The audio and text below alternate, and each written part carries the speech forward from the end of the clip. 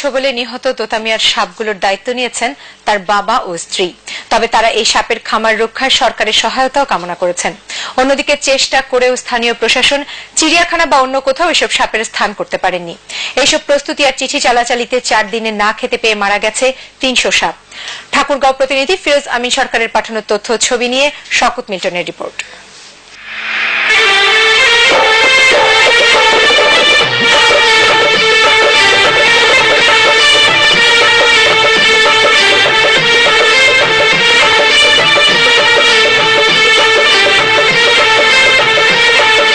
দিনের সুর, নানা তন্ত্রমন্ত্র, টুকটাক ছাড়া সাপ বশ করা যায় না।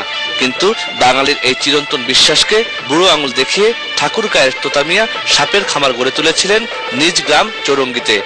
এজন্য রীতিমতো 1 বছর প্রশিক্ষণ নিয়েছিলেন ভারতের গুজরাটে।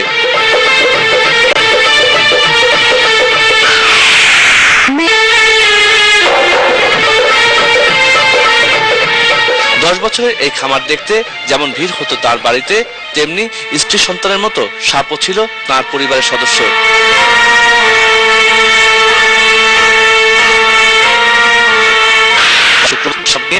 দেখা গিয়ে মারা যান তোতা মিয়া।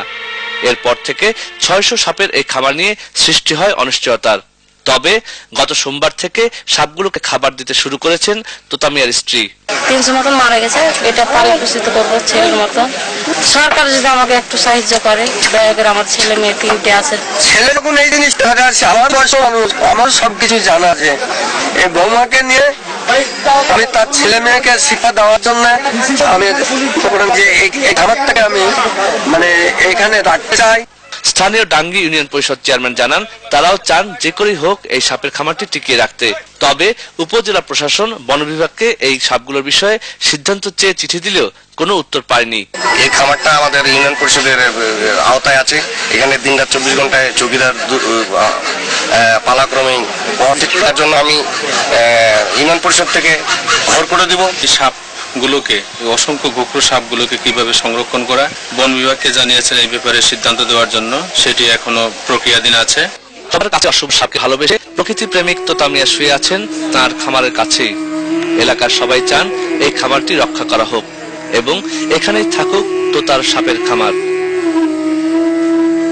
শওকত মিল্টন, এটিএন বাংলা।